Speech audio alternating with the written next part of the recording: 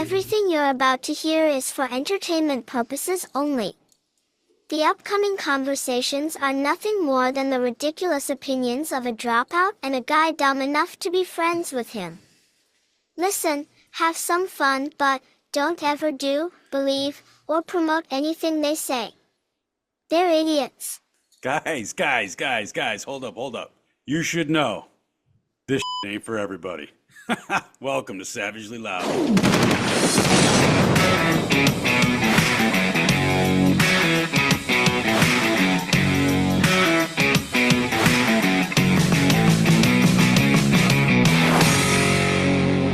What's happening, guys? Welcome back to the show. I'm glad you're back with me. I'm glad to be back with you. And my co-host is back again, thankfully. Mikey, how are you? I am doing good. I would say I'm at 100%. And getting old sucks, but dude, I'll take every day of it. That's awesome. I will take getting old too, because you know what? As life has gone on, I gotta say, looking at life through the scope of an older dude, it's a lot better. It makes things actually a lot easier. As fucked up as the shit that you can see, it makes it easier. For those of you watching, you'll notice this behind me. The art on the wall is taking shape. We're getting some airbrushing done, and there's your update. Like I said in the first episode, and probably the second, third, fourth, this is a long process, but it's going to be a really cool backdrop when it's done, so stick around.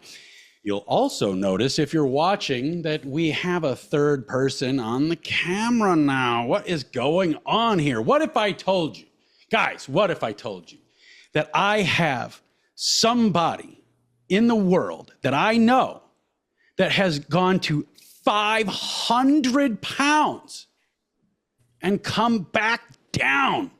And not only has done that, but did a slew of other shit, like became a fucking 25-year electrician. You know how difficult it is to be an electrician for a long time?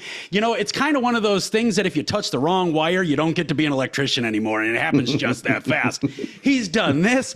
He's fucking, and the whole time he was on his weight loss journey back down to a human size, he fucking learned how to help every single other person on earth do this. He became NASM certified in fucking personal training, NASM certified nutritional coach, NASM certified weight loss specialist.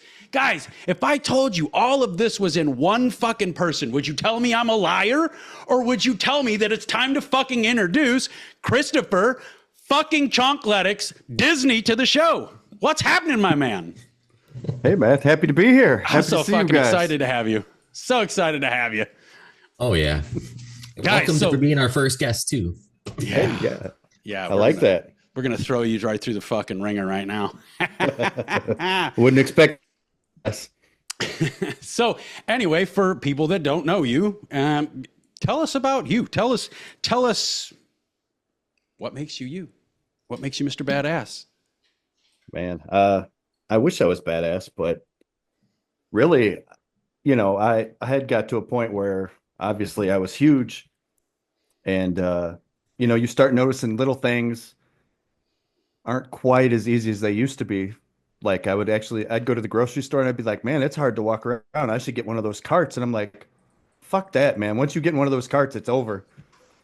And you know, I noticed all that stuff, but you know, I didn't really pay attention to it. But my daughter was actually the I guess the factor that made me change to want to, you know, live longer and be healthier. But it's rough, man. Isn't that fucking crazy how just the effect that kids can have on you? Like I did the same shit, you know, personal transitions. I've done many of them, but one of the biggest, or many of the biggest, came because of my kids. Like it's, you know, and I think that, you know, that really, when you look out across society, there are some people that have their shit together that don't have kids. There really are. But there is a goddamn good majority of people that just can't seem to get it figured out. And I think I think it's because having a kid is a really huge part of life's learning experiences. It puts a lot of things into perspective. It opens your eyes and it realizes, like, it forces you to realize that life isn't what you thought it was a day ago. Yeah. It really does it. I mean, you know, I know with my kids, like, that's when I realized my life was not about me anymore. It is, but no. Yeah. Yeah, And it's, go go ahead. ahead. I was just gonna say it's, no matter how much like I was seriously addicted to food. Like that was my thing. It was my cure all. It helped my anxiety when I was upset. I would eat food. There is no stopping. But then you get to that point, you're like, well, you know what? Fuck, I love her more than I do food. Hmm. So it's like, and it all culminated in I told Dennis this before. He knew the story behind this, but I had this she had a T-ball game when she was 5, and we were going, and after her game, she lives with her mom and her future stepdad. After her game, we were going to the concession stand, all that, carrying her there, and then it was time to go, and her mom took her, and she just, she was crying and bawling, I want my daddy, I want my daddy. And like that night, that was obviously stuck in the back of my head still, but I dreamt of her screaming that standing next to my casket. And it was like that morning I woke up, and that's when I started checking into all this. And I'm like, man, it was like a switch just flipped. And I'm like, that's not, I don't want that for her. Dude, I mean, I hate to say it, but that's awesome. I Yeah. mean, Yeah. it's awesome that it got to that point, and it's awesome, and I commend you wholeheartedly. And it's not enough, but I commend you for seeing that, recognizing that, and making a change. Yeah. She was definitely the driving force in all this. Cause, obviously I wasn't so concerned about me because I mean, I had been overweight my entire life. And it's like you go on a diet or you try I've tried every commercial, diet plan Mhm. or thing that was out there forever. And they work short term, but then after you stop doing them and you try to resume a normal life, you gain that weight back and more. So it's just like a Yeah. continuous cycle. And it's like, well, how long can I keep doing this? At some point I'm going to be dead and there's not going to be any more do over. Yeah. Well, and I think that's a lot where these fucking diets, I always want to call them fad diets because I think every diet's fucking fad. At one point, it's the big thing, and at another point, everybody's like, "Why are you doing that?" I think the whole diet culture, well, I should say industry, because that's really what it is. It's all just geared towards marketing and self gratification. Like, if I design this diet, and let me preface this. This isn't to take away from all programs. This is just a broad spectrum painting of the fucking diet industry. People all want to create their own diet. And if they create their own diet and they create their own workout program, you need this diet to forever do what you want to do. Because they don't teach you that, well, it's nothing special about the diet. You can eat shit as long as you eat just a little bit of shit. Eat Mhm. less shit, than you normally do. Portion that shit down and exercise a little bit. That's really kind of what it comes down to. And now, obviously, there's more than that, but that's where it starts. You just tone down your portions and you start exercising. But these diet gurus, we can't have that. It's you need this particular diet because I'm behind this diet and I need to keep getting that fucking paycheck. It's Yep. like I can sell you this new product. I'll build it would be like if I took my personal content, my personal development content, and all of a sudden now I've got this strategy for sale that you can fucking unfuck your mind in 30 days for only $997. It's all bullshit. It just keeps you coming back to me. The reality is you just got to fucking do the damn work. Yeah. Yep. It's, the big thing between, um, like a diet, like we're talking about, that's just, a fad or whatever. And something that's a lifestyle change is sustainability. It's like, can you do this successfully long term and not have any negative health consequences from it, and still reach your goals and be healthy and whatever your image of what you want to do is. It's because like a lot of these, the diets like you were talking about, and the schemes, I call them snake oil, all that, they're not sustainable. They work in the short term, and you're going to swear up and down that, oh yeah, it works, but if you're on that diet for too long and you lose too much lean tissue, then it's going to be that much harder for you to come off and keep your weight off. You have to do something that you can maintain for the rest of your life. Yep. It's just like Atkins, like shit like that. Like that's just not sustainable. And a lot of these a lot of these companies, they market it as the quick fix. And it's like, oh yeah, quick fix, you can lose 30 pounds. great, I lost it, I'm done. Yeah. And then in four It's like months, you're like, shit, I gotta lose those 30 again. you should just do a cleanse. Those are, Yep. the hot thing now. It's like your organs cleanse for you. You don't need all that extra shit. I mean, sure, Drink it more looks good juice, on fuck it. paper. Yeah. I mean, have some colon blow. Life is good. We're back to normal, Yeah. Get your I weekly like to, I'm over enemas. that. I'll just have a bottle of mag citrate every day. We'll be good to go. There you go. Nice and clean. I have no plans this weekend. Let's do a cold one. So, yeah, it's this whole diet industry. They just they get you trapped in this cyclical fucking environment of having to need this, and this is the way I look at a lot of rehabilitation programs and rehabilitation experts. Is they sell the service, they sell the product behind the service, they sell the idea behind the service, and the entire fucking the entire time you're just being taken advantage of, and they're just handing you some shit you could pick up in a pamphlet on any fucking dollar paper rack. Yep. But because Yeah, I got at my the end name of the attached day, to it, it's badass. it comes Yeah, down to putting in the work. Like you guys have both said, it's putting in the work. It's not like I got to stop eating XYZ. Key is moderation.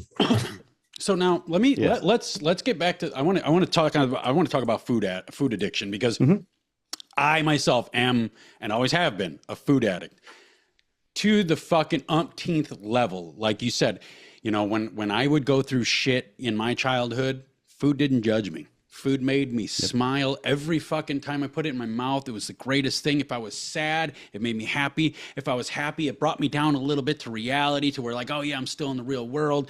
I mean, it was just like, if I celebrated with food, I sorrowed with food, I panicked with food, everything with food. And there's so many people out there that just don't get what this really is, this food addiction really is, and how difficult it really is to fucking deal with. How did you? I will.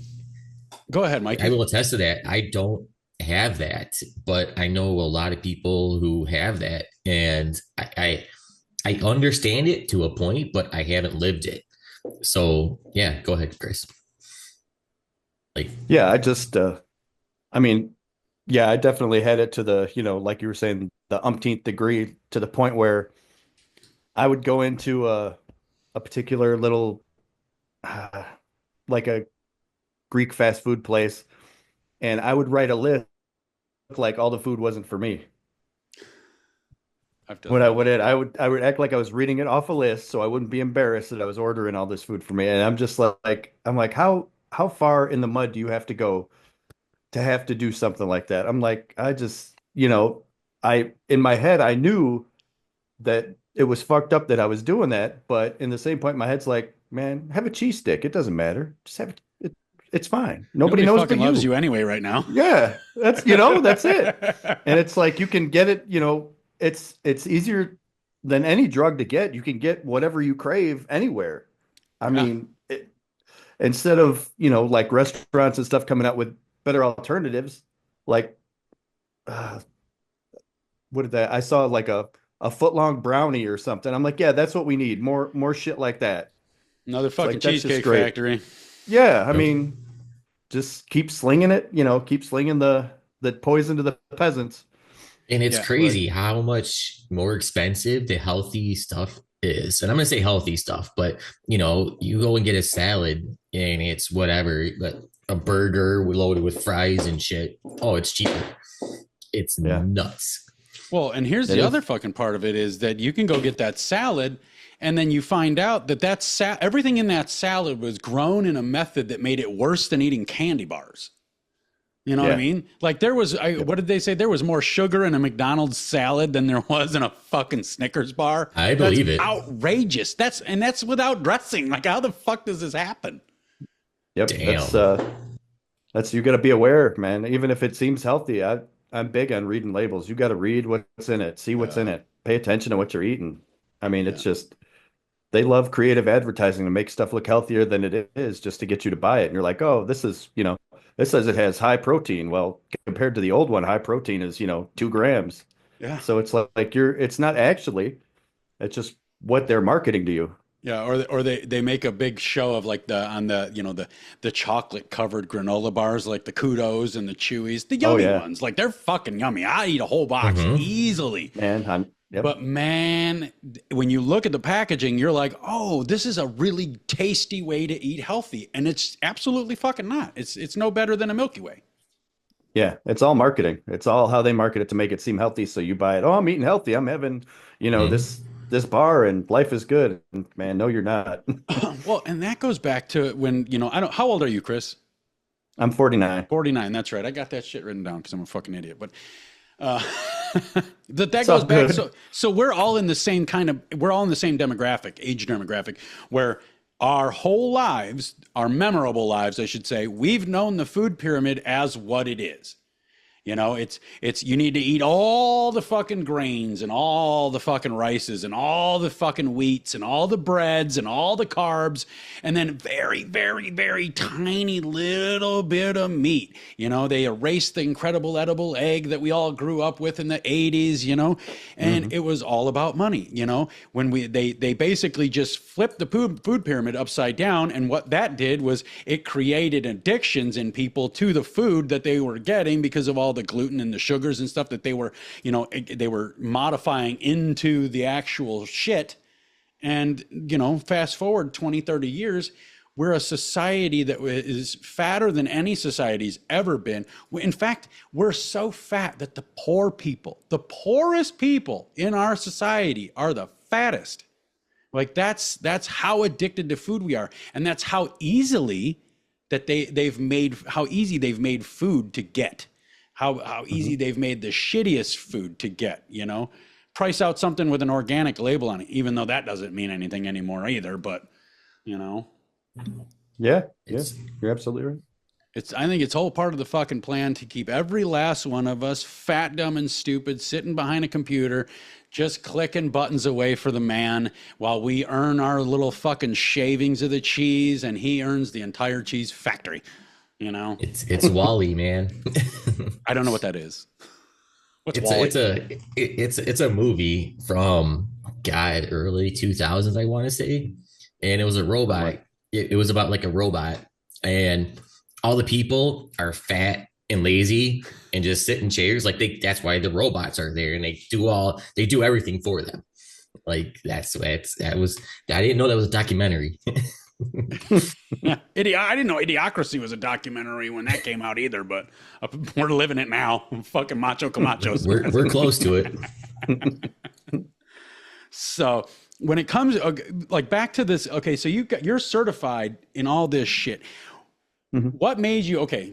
Now we've talked like obviously when somebody gets on a diet or they get on a training program or regimen or whatever, anybody can hit it hard for fucking 30 days.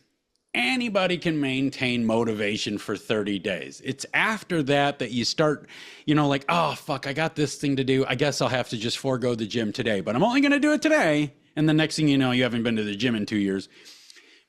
But when you get those anomalies that actually follow through, most of these people that follow through with the gigantic weight loss journeys, they learn about this shit so they can help themselves. But very rarely do you ever hear about somebody that learns this shit to help themselves, but then goes on and gets certified in all these other different things to help other people. So tell us what was in your head, or when did it actually, let's go that first. When did it hit you that you wanted to help extend this, from your own self to everybody around you? I would say, well, I started learning more about exercise and nutrition when I was, going through all my weight loss after the surgery and everything.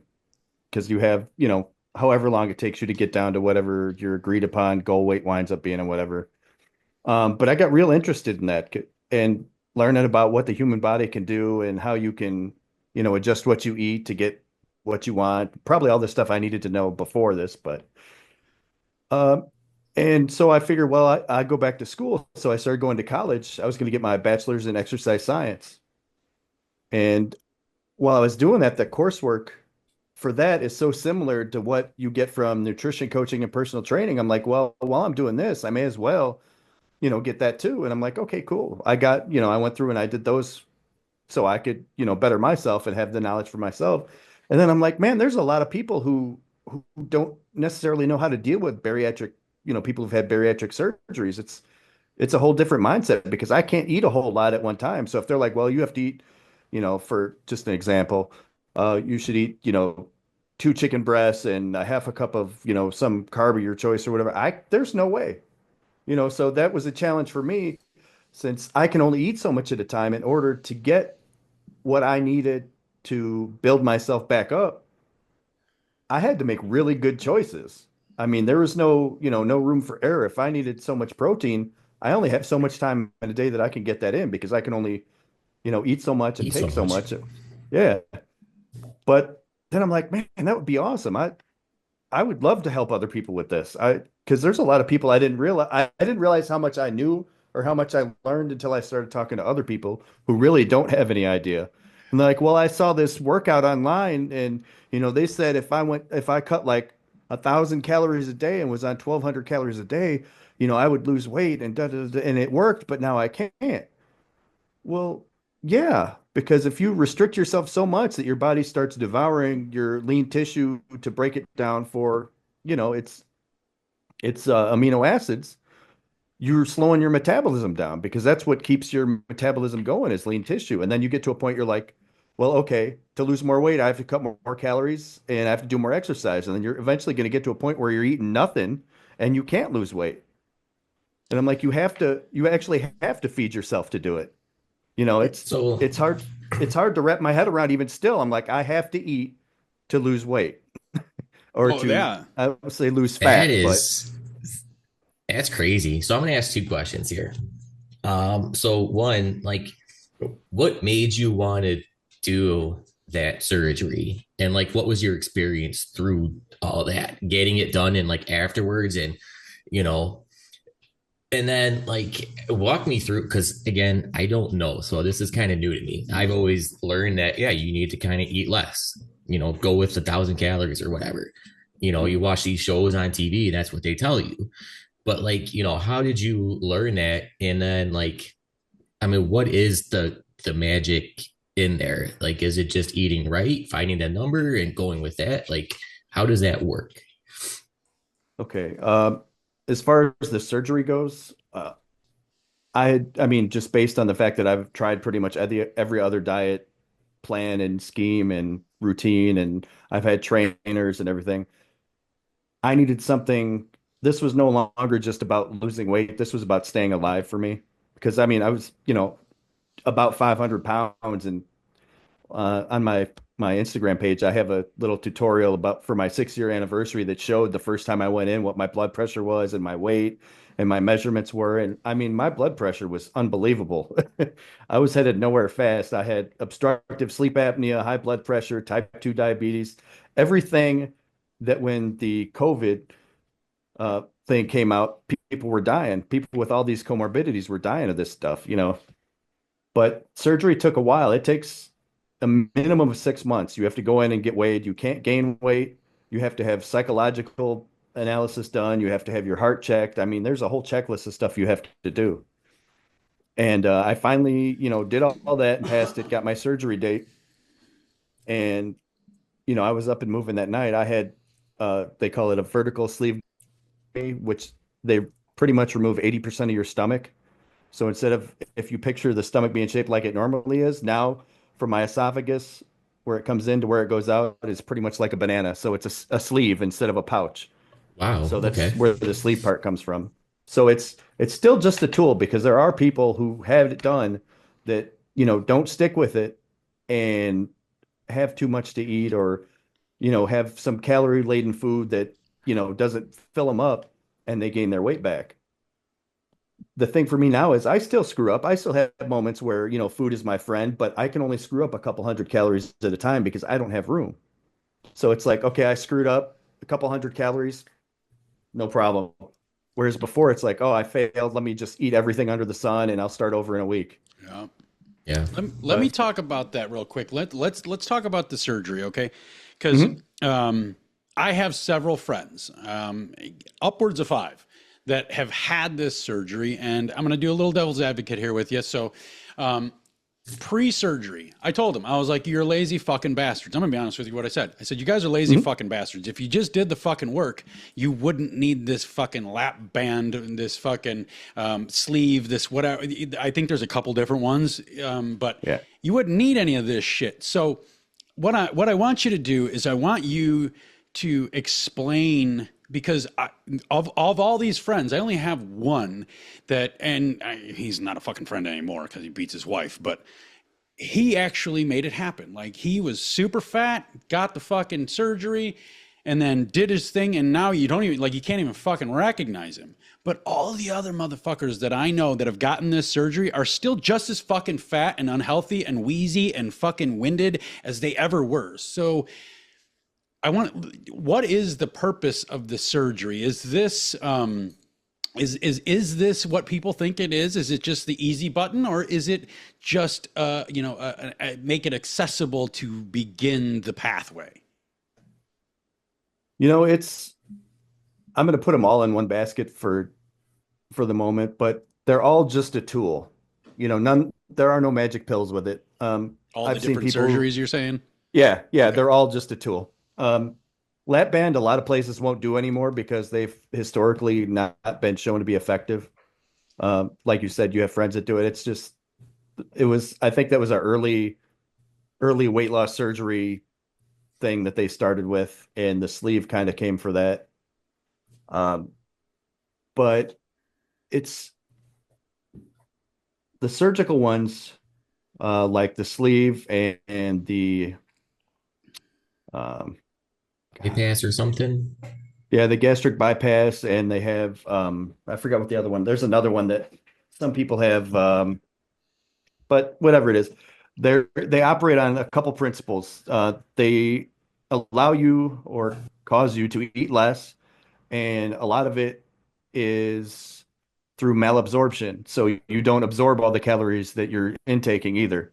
That's more with the bypass and the, I believe, duodenal switch. It's you don't have as much time to digest and break food down, so you don't absorb all the calories that are from that food.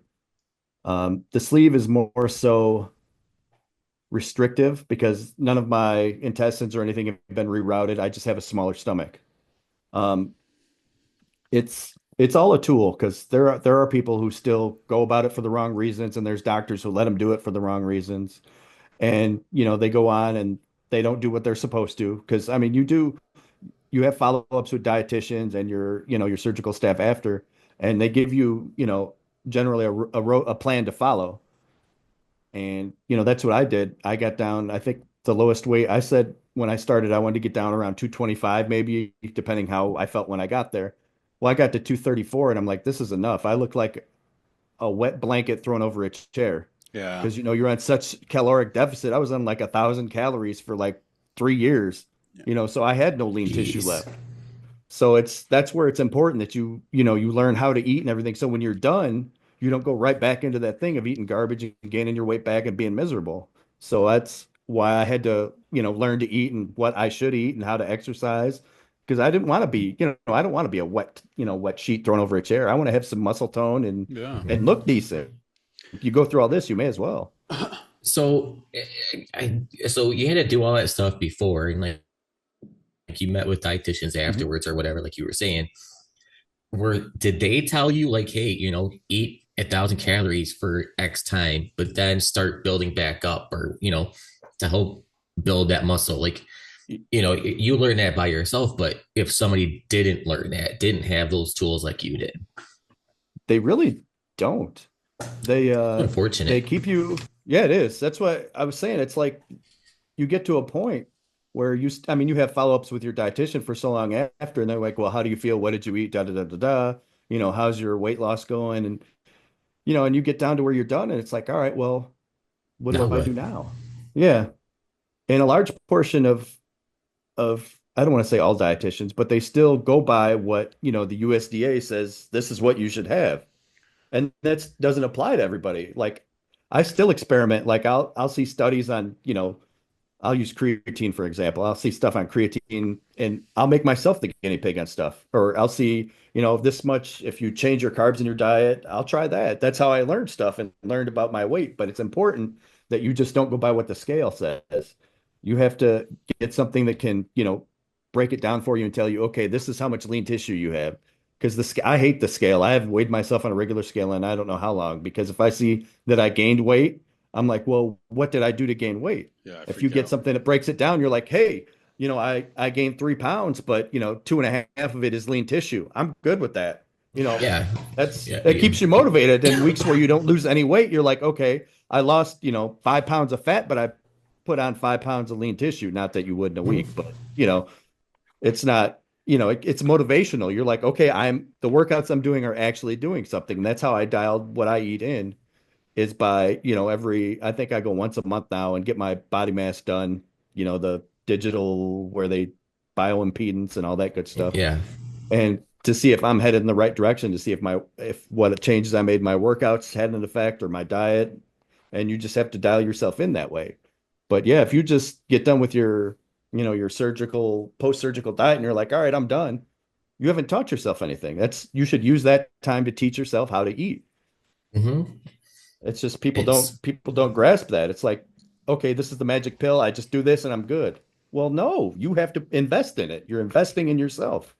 I mean, go ahead. Let me get one in here. We just skated over bioimpedance like everybody knows what the fuck that is. What is bioimpedance? It's where they use the resistance. They send a really, really weak electrical current through like your feet and your hands. You have paddles that you hold, and based on how much of that current gets through your system, from one set of electrodes to the other, they can tell approximately what percentage body fat you have. And I can't remember if it's fat conducts better than muscle or muscle conducts better than fat, but that based on that and their formula that's, built into their software, they can tell, what your percentage body fat is. And if you really want to know, you can get a DEXA scan, which is like a high-powered X-ray, and that breaks it down for you like big time, but they're a little more expensive. It sounds a lot more expensive. I've had CAT scans, and it sounds like a lot like one of them. It's a little cheaper than a CAT scan. I think they're like, you can get them for 150 a scan. Oh, that's not but bad. If you get the other ones are like, $20. Well, I mean, if you really, really want to know, dead set knowledge. I mean, what's 150 bucks for your life, Right. It's good 4 times, I think they go quarterly. So 3 times a year, depending on how much you want to do, would be good for that. And then you can kind of just guide yourself with the other. So, okay. How can we get people to understand that these what did you call them? What kind of surgeries? Bariatric surgeries? Does that have any, what is that? Break that one down for me real quick. Bariatric, is that having to do with like stomach alterations or something? It's generally bariatric patients are patients that are for obesity, and bariatric surgery or weight loss surgeries. So, okay. So how can we, as people that, like you having been a food addict, doing the surgery, using it as a tool as it's supposed to be used, instead of just using that as the get out of jail free card that the doctors would have us believe it is because they make the money off the surgery? How do people like us get people in our friend circles to understand that not only is this only one part of the program, but it's a very, very drastically life-changing part? Because I'm listening to you say that, you can't eat very much. And I'm thinking, like, every time I hear you say, like, you can't eat very much, I start thinking about it. And I'm like, what does this steak dinners look like? My steak dinner looks like a fucking 25-ounce ribeye, like, and I can't wrap my head around, a couple of bites here and there, and then still doing what you do, still pushing the fucking envelope, pumping the iron and building the lean muscle mass. How can we get people to understand this? Because it seems to me, basically, on my personal experience with people around me, it's fucked up their life. It's fucking ruined their life, except one person. It has ruined their fucking life, because now they're just still as fat and unhealthy as they ever were, but now they can't even eat the shit that made them happy. like that did give them a little bit of happiness as a Mhm. food addict. How do we get those people to understand that you have to still get the fuck off of the couch? I mean, it's a hard thing to do. I mean, everybody's got different things that'll motivate them and keep them motivated. And I mean, they have to want it for themselves, first of all.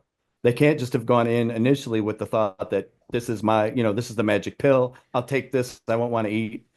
One of the cool thing, well, with the lap band, you still you still have a problem with hunger hormones. You have that in your stomach that tells you, okay, stomach's empty, I'm hungry. Like my surgery, when they removed the part of my stomach they took a lot of that out. So I don't make as much of that as I did before. So I don't really get hungry. That's interesting. I didn't know Interesting. that at Yeah. all. Yeah, Yeah, I had it's no idea. Let's get into that a little bit quick. I didn't know So, that even existed. Like, yeah, yeah, there's a yeah, you have a hormone that tells you when you're hungry and one that tells you when you're satiated. And a lot of like I'm not a surgeon or a doctor, so I don't know the technical terms, but they have the part of your stomach that expands when that expands, starts to release that hormone that says, okay, I'm full. But when your stomach is empty, it releases, I believe it's ghrelin that tells you, okay, gets to your brain and goes, all right, it's time to eat. I need to eat. Well, for the longest time after I had my surgery, I'm like, I don't know if I'm supposed to eat or not. So I had to be cognizant of, okay, it's been like 4 hours. We need to eat something. You have to train yourself to do it. And when you get that, I call it my new stomach.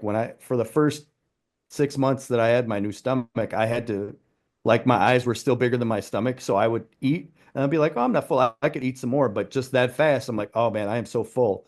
And I learned that my cue when I got full was I would get hiccups. And I'm like, okay, I got to stop eating now. Because otherwise, people are like, oh, you stretch your stomach back out. I don't know how you stretch your stomach back out because it straight made me throw up. There was nowhere for it to go. I don't have, there's no room for it to expand. So it's just like, guess what time it is, pal? And it's so just, the lap band is, let's kind of, if we could, just try to get into the basic yep. differences between these procedures. The lap band is they take your stomach and they do this. Your sleeve is this. Let's break The that lap down real band, quick. the lap band, I don't know a whole bunch about it, but it's basically it depends on which one you get. I believe one was like a balloon that they could inflate or control how much pressure it had around your stomach to make you feel full. And I worked with a guy who had that and it didn't work for him either. Of course, he had the sleeve like I did, which is where they go in and they laparoscopically remove 80% of your stomach. So they take basically the pouch part of your stomach out and just leave like in to out attached is what winds up happening. Gastric bypass, they make a little bitty pouch out of your stomach. They leave your stomach in there, but they hook your stomach right to your intestine. And you have you don't have like the little sphincter in the bottom of your stomach anymore. You have a hole. And so you fill your little pouch. Yep, go straight through. And that's where you lose weight because of malabsorption. You don't absorb as much of the caloric intake or whatever you have as you do. Um, that was actually supposed to be a little more, I don't want to say extreme, but it's like a level above. I was supposed to have that surgery because I'm like, man, I need to lose a lot of weight. Historically, sleep people don't lose 300 pounds. It's not as, um, I don't want to say it's not as bad, but it's not supposed to be as potent, but I guess it's all of what you make it. But the surgeon said I didn't have the anatomy to do it. I guess some blood vessels wouldn't reach or something. And so I wound up getting sleeved, and I'm kind of glad I did because I think having the bypass would have made it a lot more difficult for me to eat to rebuild myself because now I at least have a little room to do it. But when I say a little pouch, I mean like literally 2 ounces or something, I think is what their pouch is. And they leave the stomach intact so it can get the digestive fluids into your intestine to digest what, you bypassed into it. But you're still, you're missing out on however much intestine and digestion and absorption time. So Well, it seems like it it seems almost seems like it's not unhealthy. even a fix. Like it seems like it's just like, well, now you're just gonna you're basically gonna deteriorate from inside. You're gonna fool your brain into thinking you ate it something, can but your be. body's not gonna fucking get shit. Yeah, that's why it's important that people use it as a tool and realize, okay, this is just to help you.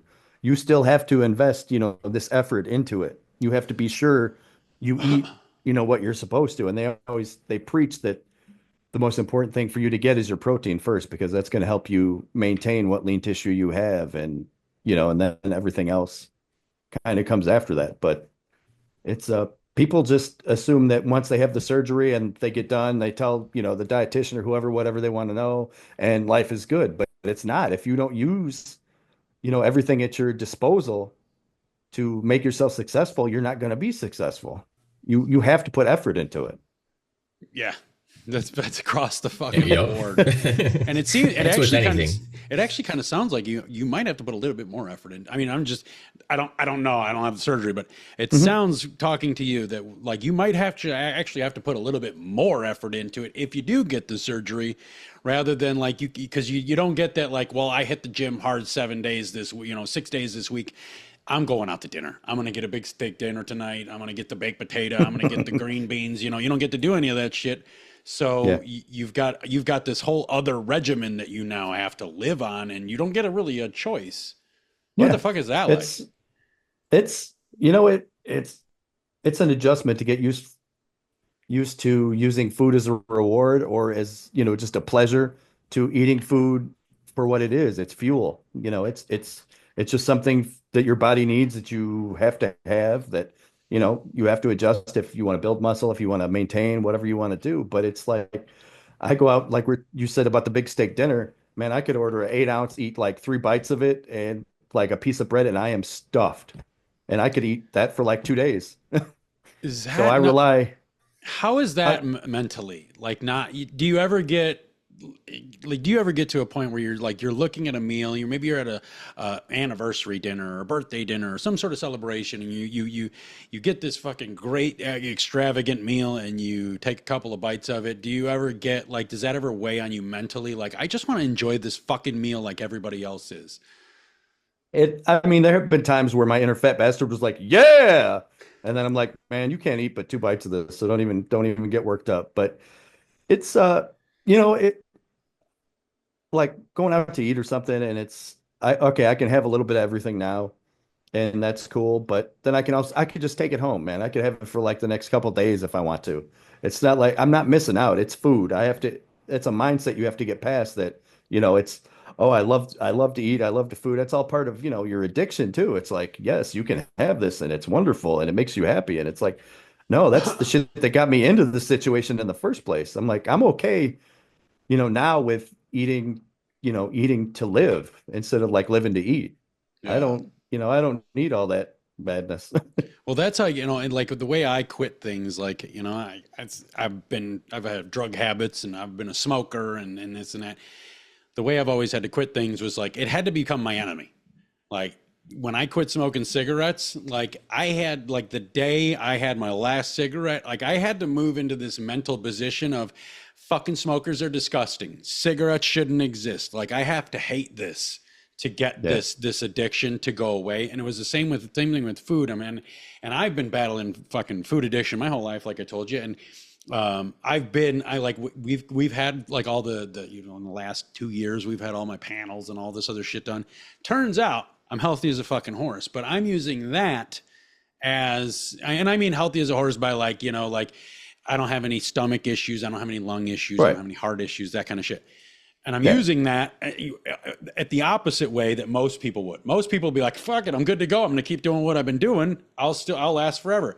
I'm using it as like God telling me, hey, you're good now. If you want to keep this shit up, you got to put in the work. So me and my wife, like I tell my wife, I'm like, I'm moving into this, like food is poison. And that's what I call my, when I was doing 75 hard and this and that, like food is poison. It always has to be poison. I have to pick my poison, and I have to only have a little bit of poison. You know what I mean? Yeah, I get where but what makes it real difficult is it's not like with cigarettes. You don't have to have cigarettes. Food you have to have. You can't block it out. So it's like, you can't hate it. You have to understand it for what it is. You're like, all right, I know that, I can plow through this if I wanted to, but I have to realize that I just need this to fuel and build my body. I don't need it, as a guilty pleasure, right? Because it's not something you could just cold turkey quit and walk away from. You have to have it. Right. You know, it's So not did like you drugs like or cigarettes or any of that. so you like retrained your brain on like how to think about it more as a utility versus a ooh, that looks good. I want that. Like how did you deal with the addiction part of it? And it's still a battle. I mean, it always is, but now it's the more you deal with it and recognize it for what it is, um, I don't want to say the easier it becomes, but the easier it's to recognize, you know, that okay, I want this just because, you know, it's greasy and it looks delicious, or it's, you know, my weakness is always like salty, crunchy. I could care less about sweets, but like salty, crunchy stuff, like French fries or chips or something, that's my kryptonite. So I have to, you know, I try not to keep any in the house or keep it to a minimum to where if I want some, I can have a little bit so I don't deprive myself, because I don't think you should deprive yourself of it either, because then it's only going to get worse. And, you know, not that I could, you know, wipe out a whole bunch of it now, but I still could, you know, eat more than what I had wanted to. So it's just you have to keep doing it over and over. You have to be, you know, consistent in saying that, okay, I this is just food, it's fuel, it helps me build my body, it's something I need. It's like drinking water, you know. Think of it like drinking water. Nobody craves drinking water, but it's something you need, so you have it. It's you kind of have to do the opposite with food. You have to be like, okay, I really want this, but it's just something I need. It's not something I have to have. You know, I don't have to have a triple cheeseburger with, you know, fries and all this on it. I could have, you know, part of it and I could have a couple fries and I'm good. But I still need to eat. Like I track my macros because calories give you part of a picture, but I could have, you know, 1,000 calories of candy bars a day. It doesn't mean I'm eating right. Mm-hmm. So Right. it's just, you know, if you track your macros, I think you're a lot better off. But I still want to get what I figured for myself in a day, regardless. So it's just man, it's mindset. It's just a gradual mindset shift. You just have to keep working on it. Yeah. That's it's the whole, let's go back to that. You need it. Like food addiction, and that's one of the things that people don't understand. It makes it the fucking hardest. I've quit a lot of fucking things. I've quit cocaine. I've quit cigarettes. I've quit ecstasy. I've quit fucking weed. I've quit a lot of things. Food has been the fucking hardest. It's because I need it. Like, like, but that's also why I have to go extreme with it, because like I have to go to my food poison, food is poison kind of Mhm. thing. Because if I'm not extreme, I'm that guy. Like I will just, okay, yeah, we can have this. Like we can have this. We can have a ho-ho. We can have the whole box. It's fine. I'll have the whole box. Yeah. And I shit you not. I ate 2 full French silk pies from Baker Square ones, 2 full ones. Like I'm like, and the weirdest thing, and I know you're going to understand this, Chris, when you get into nights where you're diving, like you're just headlong into the fucking hole, and you look down and you literally have 50 to 100,000 calories sitting on a table around you. You feel totally bad, and then you take a bite and it feels better.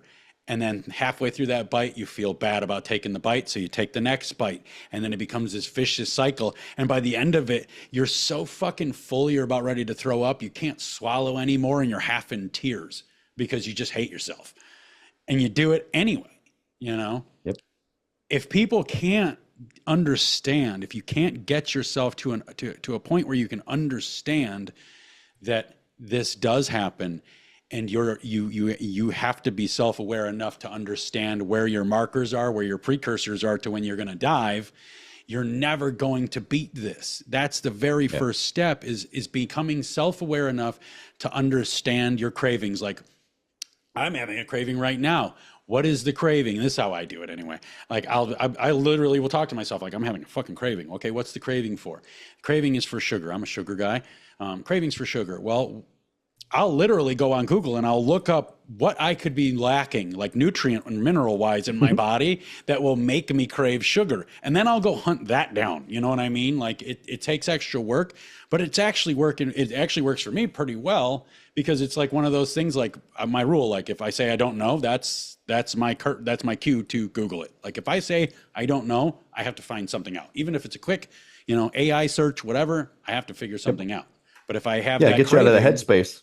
yeah, Yeah, it'll get get you past that craving and that headspace. And you're like, all right, well, I was craving it, but I'm all right now. I'm not craving it anymore or something, Well, it's but yeah, almost you have like, to play mind games. yeah, and you got to play them with yourself. It's almost like, where you get into situations of opposition with other people and you start getting those visceral reactions. Once you get to a point where you're self-aware enough to understand you're having these emotional reactions and you're about to say some shit you don't want to fucking say, you start Hmm. thinking about how to avoid that. And it takes your mind right out of that, like, I need to fucking tell this guy off. And it puts it into, how can I outgrow this bullshit? You know? Yep. Yeah. Oh, yeah. Very right. And, it's like I always try to explain to people, I'm like, you can, follow whatever program you want or do whatever you're going to do and convince yourself of it. But in your head, your brain knows how to talk you out of everything or talk you into anything. You are your own worst enemy. It's like, okay, you could have a little bit of this today. You know what? Go ahead and have some more. We'll start over tomorrow. And you could rationalize or, any of this with yourself. You can make deals with yourself, and it's just you have to get that little voice in your head to stop doing that. It's just, man, you're your own worst enemy. Yeah, and then when you get to a point where you start convincing you can have an extra, fuck it, we'll start tomorrow. Well, it's fucking Thursday. We might as well just do the weekend and we'll hit it Yep. hard on Monday. And then Monday rolls around, and next thing you know, you get done with lunch. Somebody invited you out, and you're like, fuck, I blew it again. And then you're like, all right, I'll get back on track. Tuesday comes along, and then somebody brings donuts to the office. You're like, fuck it, The fuck vicious another cycle. week. Yeah, it's you. The hardest, I think the hardest part of everything is just stepping out of the cycle. Like, every one of us understands that we're in a cycle. The hardest Mhm. part is stepping out of the cycle. The merry-go-round will stop turning if you stop kicking. You know what I Oh mean? yeah. Hmm. Yep. So then Absolutely.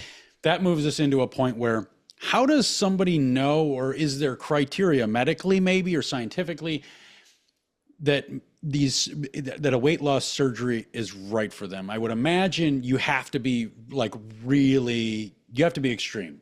Like, Yeah, I could. I don't remember the specifics. I think a lot of hospitals and a lot of insurance companies it's more regulated by the insurance companies. They want to be sure that, you have X amount of comorbidities, or like high blood pressure, sleep apnea. And I mean, I had some serious sleep apnea, because you have to have a sleep study done before. And I would wake up like, well, not wake up, but I forgot how they term it, but disturbances or whatever, like 176 an hour. So, I mean, I was just a hot Jeez. mess. And so that, in turn itself is bad for your blood pressure anyway. And it's just, if you have all these and you have this much weight, then you could start the process and then you can't gain weight and they want you to try and lose a little bit. I mean, you don't have to get crazy, but they want you to see that you're committed to it. And it's at least a 6-month process before you'll even get considered for surgery. So, I mean, you have to go through all that, and people just have to go online like I did. I went online and I searched places and, bariatric clinics and read up on it and watched YouTube and, to see, and then, made my appointment. And I think I forgot when I was April and my appointment was in July. It was July 5th. It was like the day after Independence Day. I'm like, this is awesome. I'm like, Independence Day. It's like Independence Day from food. I'm like, cool. But that's yeah, that's Awesome. awesome. when I went. And yeah, it's just if you like, I was scared I was gonna die at that point because like I had so much wrong with me and I was so heavy and I knew that, I could lose a little bit of weight, but even if I lost 50 or 100 pounds, I mean, I had to lose like 200, 250 pounds. I knew that I wouldn't be able to get down there by myself. And then I would probably gain back what I lost and then some. And then I'm going to be like, well, I'm over 500 pounds now. It's like, how much more can I do to my body before it's like, you know what? Fuck you. We're out, I'm done. and Yeah. that wasn't going to happen. I'm like, I got a daughter. I want to be around to watch her grow up. I want to try and be a better example for her. I'm like, we're not going to do that. So that So, it sounds like, if you obviously, it sounds like you have to be really extreme, like not relatively, but really extreme, because everything is dictated by the insurance companies, and we all know mhm, insurance companies are the devil, and they want to make real sure that you're going to cost them more if they don't than if they do. So you've got to be really right. extreme. But now I want to touch on this, cop outs and cheap way outs or, escape routes or fucking plan Bs. They're very prominent in the weight loss community, right? Everybody's got a plan B. Well, if fucking 75 hard don't work out, I'll do Atkins. And if that doesn't work out, when it comes to the surgeries, I'm led to understand that maybe it's the lap band that is reversible. Like they can undo that. Yeah, they can undo a lap band. They can, what else can they undo? There's a couple that they can undo. I can't undo mine because they took my stomach, so I'm stuck with what I have. But lap band, yeah, that's reversible. That's just, a device they put in and inflate to constrict the stomach. I believe the gastric bypass is also reversible. And I don't know about the duodenal switch. I can't remember what the deal is with that, but it seems to me though that if you were to get something like that was, well, I'll get this because it's reversible. If you're at a point where you need that, it doesn't seem like something that's reversible would be a great idea. It almost seems like it would be kind of a cop out for later. But this is also me speaking ignorantly. Is that actually how it is? I mean, is it better in your own brain? Of course, you're not speaking facts. You're only speaking what works for you. Is it better in your brain to just go hard all the way, all the time, forever? Or is there some sort of... I don't believe it's reversible in the fact that you could just do it temporarily for the sake of doing it temporarily and be like, okay, I'm done. A lot of the time, people reverse it because it can have effects with, if you have a problem with gastroesophageal reflux disease, you can get bad heartburn and, indigestion and constantly, and that's, you don't want that either. So they can have that. Reverse that. Yeah. They can reverse the surgery for that or what other medical reasons you can, but it's not like something you'd be like, all right, I'm done, doc, let's reverse it. It's okay. Yeah. It's reversible for medical reasons. And if they want to they call it a revision to a different surgery, for either they're not getting the results that they and their surgeon thought they should, or some medical reason. But yeah, there's the only one that you can actually just be done with is like lap band. They just pull it out and you're done. Okay. Yeah. So what's the course of action after? Let's say you've made the decision, you've consulted the doctors, the insurance companies, all this stuff. You've got the surgery. Now you want to, obviously you don't want to wither away and die. So you have to feed your body. You have to give it the nutrients and minerals that it needs and the vitamins and all this other shit. Yep. How do you go about that for you? Like, how do you, being able to only eat a couple of ounces of food at a time, get the protein, get those macros up? I rely a lot, not a lot. It's not like a primary food. I do a lot of protein shakes, to help get my protein up to where I'm at. Like if you're still on the program and whatever, the dietitian will tell you what to eat and how much to get, but I'm eating more than I should. Like when I was on, I think for my weight loss after my surgery, I was on 1,100 calories a day. Well, now I'm working out, adding muscle and still losing, body fat, and I'm eating over 3,000 calories a day. Wow. So, I mean, that's where you have to eat to build the lean tissue to increase your metabolism to, that way you burn calories when you're not doing anything. Like muscle burns calories just to exist. Yeah. And when people go on these extreme diets and cut all these calories, you lose that first so that you don't have, as much for that resting metabolism as you did before. So you're not burning as much. So let's talk about the carnivore diet, because that's kind of a new fad. Well, I don't want to. I want to say new fad, but but there's a lot of validity. It's a new Atkins. What's that? It's a new Atkins. That's all. It's a new version of that Atkins. Okay, so but everybody we know, like everybody we follow, they all say it. Rogan, Andy, everybody's like, wow, carnivore.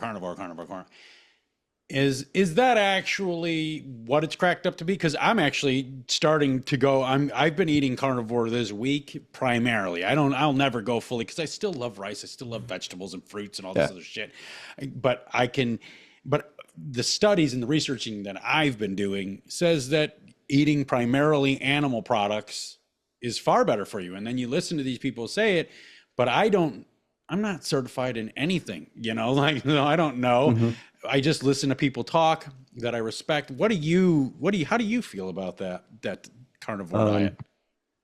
I mean, I'll never tell anyone to not do something that works for them as long as it's done healthfully. Um, I like carbs. I like being able to eat all the food groups. I think that's part of who we are. We as people are omnivores. We're supposed to eat some of everything. Carnivore is cool, but you're cutting out carbohydrates, which is what the majority of people overeat on to gain weight. So yeah, if you used to eating a lifestyle of, endless carbs and, pasta and whatever else, like Bread all you on can eat everything. pasta night, and yeah, then of course when you go on carnivore, you're going to lose weight. And protein is the least likely to get stored in your body as fat, just because your body uses energy to break it down and digest it, and there's a longer process to convert it from protein to glucose.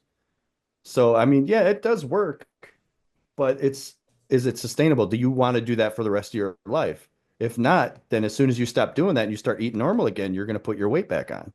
That's why you're better off finding out how to eat now, like normal everyday. I use diet in the term of just what you eat, not as in, Right. a weight, but you have to figure out your diet now, what you're supposed to be eating, how much you're supposed to be eating. And I mean, if you eat to fuel your body, then you're going to be fine.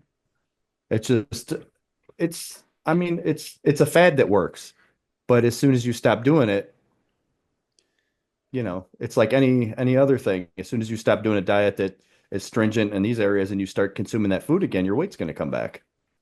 So Yeah. where do you start if you're somebody that doesn't want to necessarily do a carnivore or do an Atkins or do a, whatever XYZ diet? Like, where do you start, with calculating your macros or calorie? And then like, how do you get going? Like, if you want to start and you're like, yeah, I want to get healthier.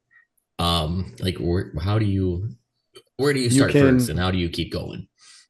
I mean, obviously you can go to a gym and talk to somebody and they'll set you up, generally, but you can go online also, and there's apps and all kinds of things that you can download that will um, figure out your calories initially based on your total daily expenditure, which is like your non-exercise, um, energy expenditures, like just walking around and doing anything that's not planned exercise.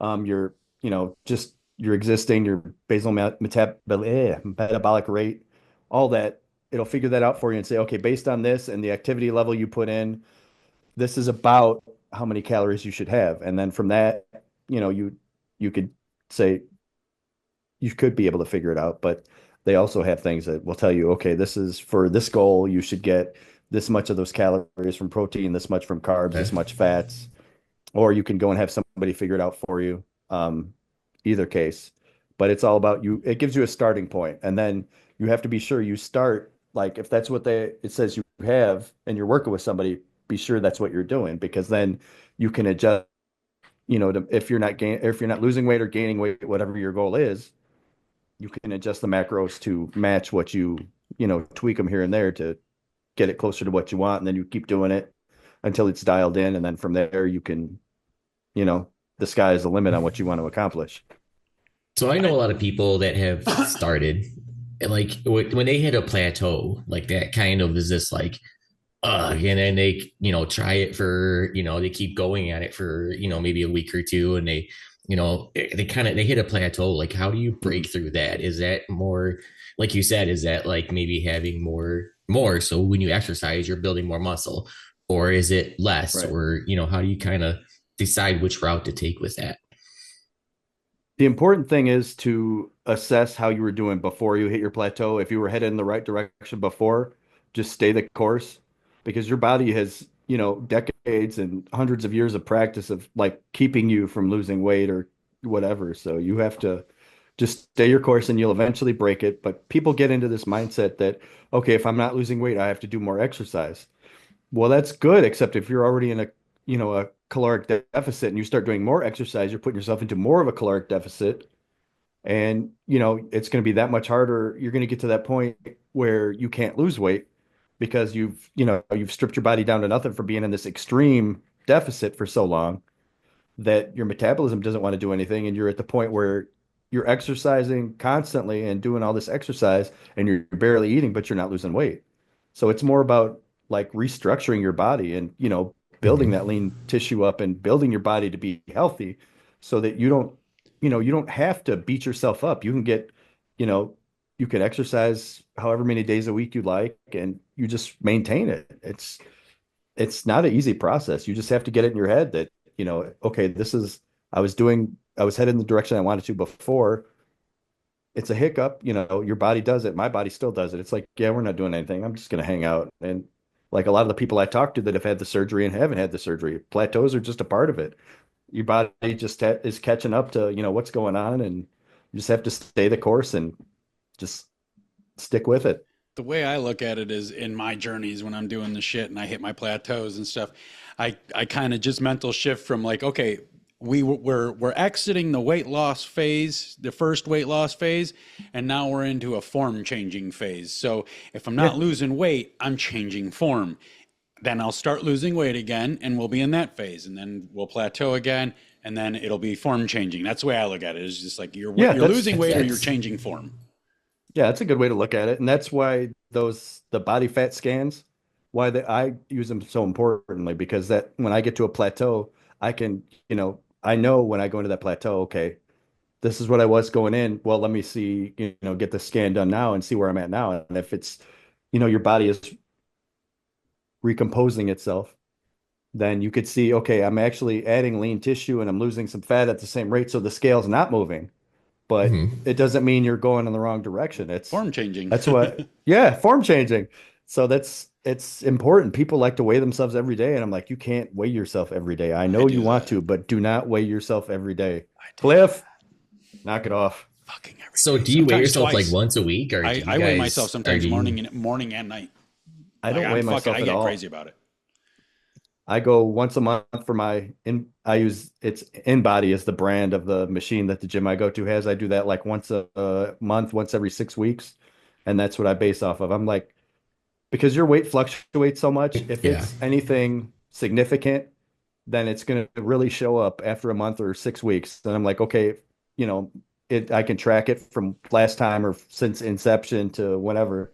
I can say, okay, well, I haven't changed my diet, but I added this to my, you know, exercise routine or whatever, and my muscle mass is going up and I'm headed the way I want to. I know that was working for me, so I'm not going to change anything. But that's also how you get your diet dialed in. It's like, okay, either I have to reassess, either I'm eating too much or I'm not eating the right balance, you know, because I added fat and I'm not gaining any muscle. And it's just, man, it's not a fast process. You have to stick with it. Oh yeah. Do you like measure yourself at all? Like, do you use that, or do you just go strictly based off of the I have. BMI? I go mostly like now I really like I still have my fat goggles on. So I'm especially with clothes, I'm aware how stuff fits. Like if it clings to me now, it makes me antsy because I'm like, oh, my fat rolls. And I'm like, well, shit, I don't have fat rolls anymore. But like I go by more how my clothing fits. Like I'll be like, oh, this shirt, you know, last time I wore it was loose. This time I feel it more in my shoulders and like my chest. I'm like, okay, that with the, you know, the body scan, I'm like, okay, I'm good. Or I'll still, you know, my pants will get too big and you know, the belt will go up another notch. There's a bunch of stuff off the scale that can tell you you're headed in the right direction without having to get in that mindset of I have to weigh myself. Oh, I've gone up 2 pounds. The world is coming to an end. And it's just, man, the scale is dramatic. I try to avoid it at all costs. Dude, That's by analysis. let me tell you something about my scale. Fuck that thing. So,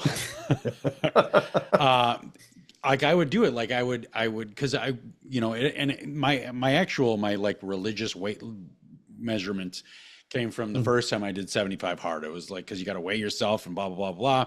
Or I did, you know, whatever. And like I have a very addictive personality. So I've been addicted to a lot of things that made me worse. So when I get something that I can do, that I can monitor, I get addicted to it that's making me better, you know, like I get ultra addicted to it. So now it's like I have to track this at 6 a.m. and I have to track this at 10 p.m. and then I have to see and I have to calculate how much water weight or whatever I lost overnight or how much I metabolize them. And I'll be honest with you, it drove me crazy, and it actually defeated my entire purpose in entering the program that I was doing, because what I did is every time I'd wake up and I gained 1.5 pounds, I'd one less bite. Dude, we got to a point where in my first go round, I was literally eating 790 calories a day, and I was exercising the 2 times a day for 45 minutes. One of them was a walk, and one of them was a lift. And, you know, and my eating program was basically just no calories. Just don't eat it. Eat as little as you can.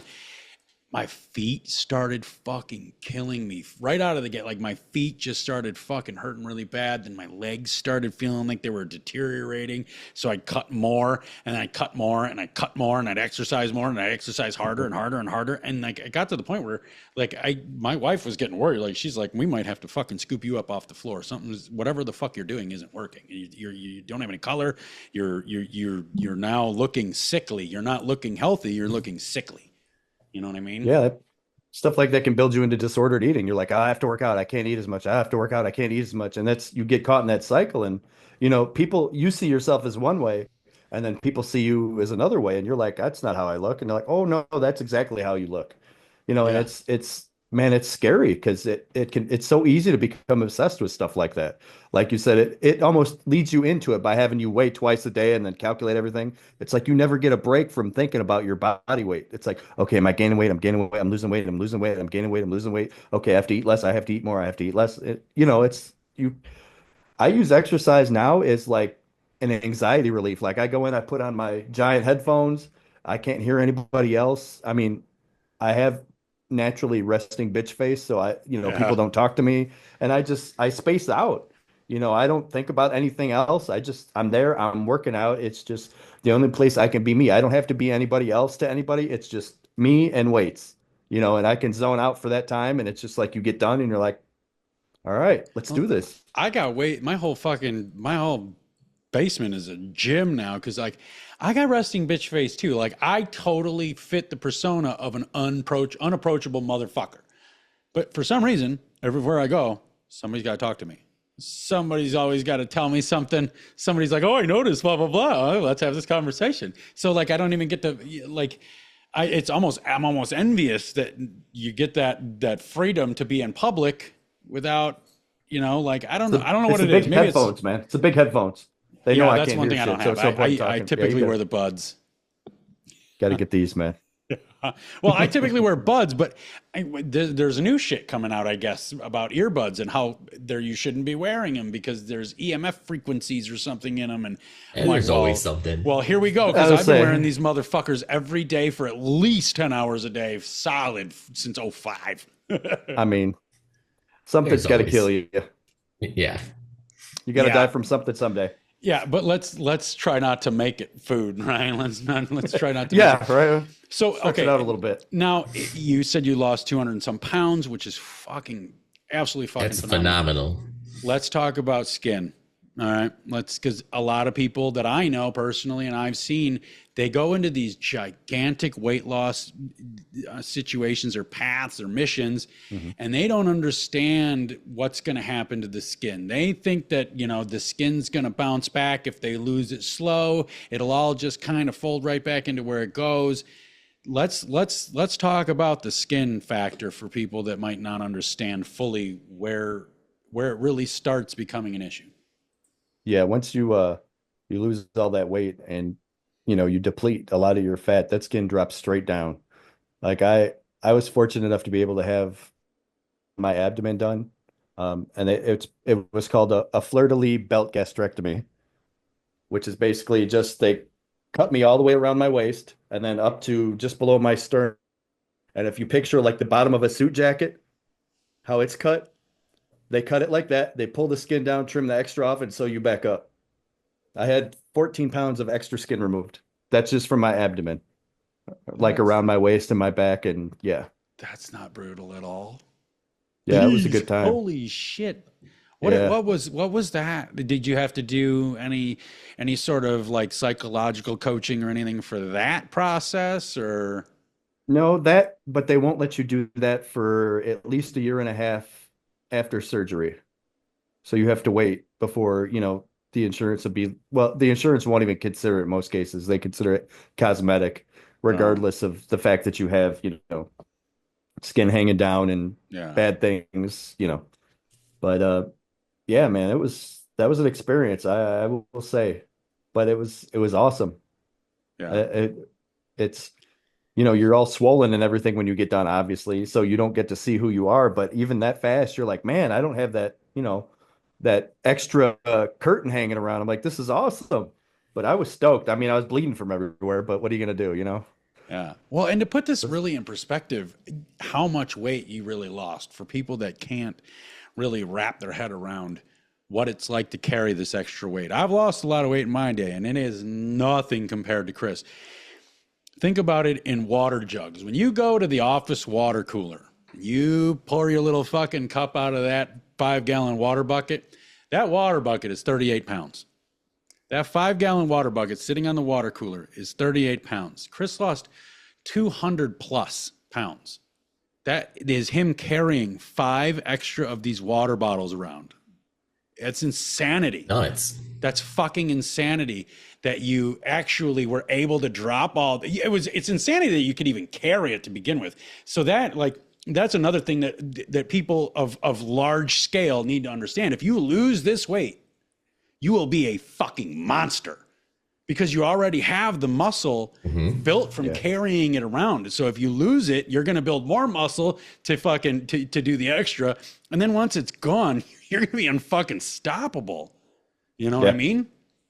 Yeah, I mean, it does help because after surgery, when you go on that extreme, I mean, it is extreme, post-surgical diet where you barely get any calories, it's good to have that because, man, it helps you feed off that basically. And, you get down to where you are and then it's like you tear yourself down and then you have to build yourself back up unless you want to stay down there. I mean, everybody's got their different reasons for anything. Some people just want to look skinny. Yeah, I I didn't want just to want look to be skinny. I thin. want to look Yeah, healthy. yeah. So it's all about what each individual person wants. But yeah, you know, everybody has to have their own reasons for starting and their reasons for getting down to where they want and what they think is best for them. Um, and it's likely to change, and countless times throughout the process, like, oh, I don't really need to lose more. Oh, I need to lose a lot more. I just need to lose 15 more pounds. Well, why do you need to lose 15 pounds? What is it specifically about that number? Right. It's go by how you feel, what you could do. There's so many other things you could gauge, but your weight loss by. Like I stopped it exactly when I'd lost half of myself. That was my stopping point. I stopped at 234 because I Fucking started at crazy. 468 and It's nuts. I'm Fucking like, crazy. I've lost myself. And I'm like, Yeah. that's enough for me. I don't want to be any skinnier than I was. I mean, I Well, could have been, but I well, you got a I'd big rather, frame though. I've seen you in person. We've hung out some. yeah. You got a big frame. Like I think much less than what you are now. You'd probably start looking like that wet sheet on the Yeah, chair. that was my fear. So I mean, I've gained, let's see, 34. I've gained like 15 pounds over my lowest weight, but I'm good with that because I can see the change in my body. So I know that it's not, I just kick back and, had a bunch of crap that I wasn't supposed to have and put weight on, but I can tell where it's going and I'm good with that. You just have to get it through your head that you eat to feed your body because you have more calories isn't necessarily bad. It's you have to meet the need of your body to get what you want. Which means you So have to it's, know the need of your body, and that's where most yep, people come up short is because they don't ever look it up. They're waiting for somebody no. to come along. It's that one sponsored ad that hits you right at the front, right at the right time, where Oh yeah. the Oh guy, oh, you can yeah. eat pizza and lose all the weight, and there's some 600-pound motherfucker going, yeah, I'm in. Yeah, I I'll eat that always, pizza. especially, yeah, right. I always do that especially on Instagram when I see stuff like that. I'll go and I'll comment right on their ad or I'll message them. I'll be like, you know what, because I love doing research. I will do some research on some stuff in a heartbeat, and I'll be like, according to all this stuff, you cherry picked the one thing out of 500 studies that met your cause. I said, but what about all this other stuff? And it's odd. I never hear back. It's just the most bizarre thing. Isn't it weird how But when you call people on the bullshit that they're selling other people, they don't ever have nothing to say about it? yep, I But you just get like blocked a lot. snake.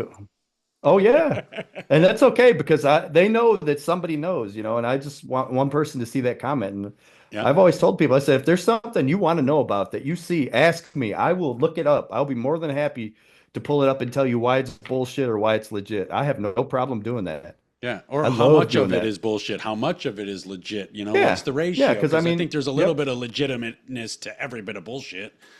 Yeah, and there's, a lot of stuff is okay, it's legit, but they're giving you, such a low amount of it that it's not like the effective dose of anything, but they're charging you like it's an effective dose of it, so it's like, okay, it's legit, but it's not effective. So, but yeah, I just, whatever, I don't even care if people have questions, I answer them, or if you want me to look something up, it's fun for me. I love doing it. Well, that's awesome. Guys, we're going to start wrapping this up.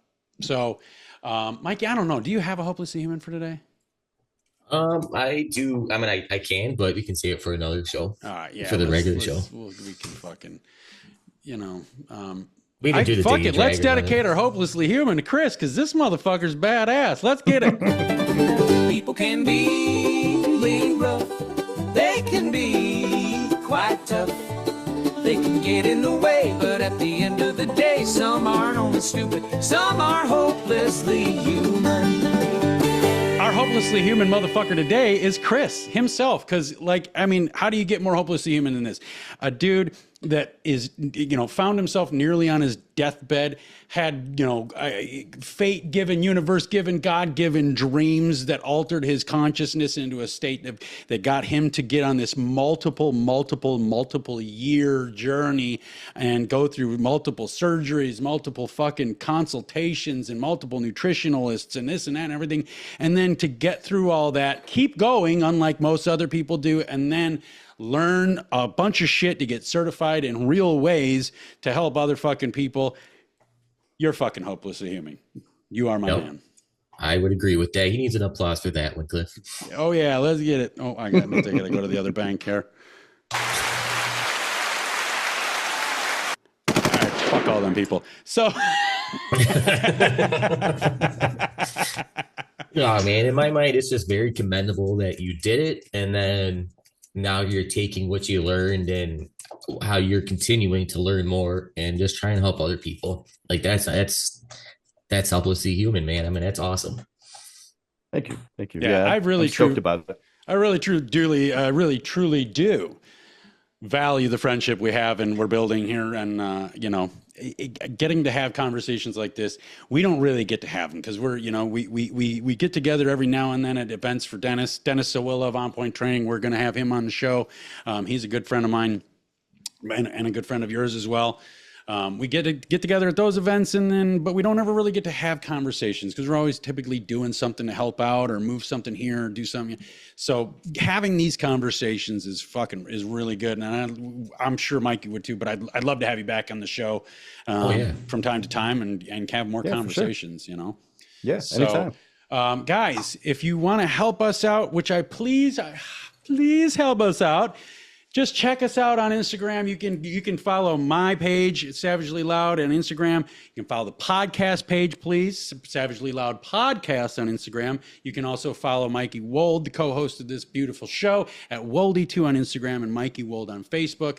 You can follow, we don't actually have a Savagely Loud podcast page on Facebook yet, but you can go to Savagely Loud. That's my page. Clifford Moore III is also my page, and Mikey Wold on Facebook is his page. Yep. If you want to give us some feedback, tell us we suck, tell us we're awesome, give us some show ideas, let us know how you're feeling. You can email us in at savagelyloudpodcast@gmail.com. And you can also get on YouTube, and we're on YouTube now. We're putting the videos up. So subscribe, follow, do all that kind of shit. Share our shit, please, guys. Share our shit.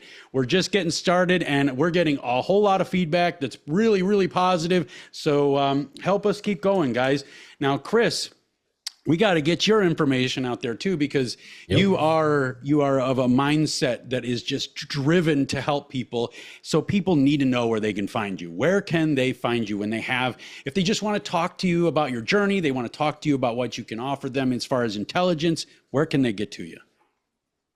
The best place to get to me is Instagram. Just shoot me a message. It's Chonkletics. I may not get back to you right away because I work nights, but as soon as I get your message, I'll at least let you know I got it.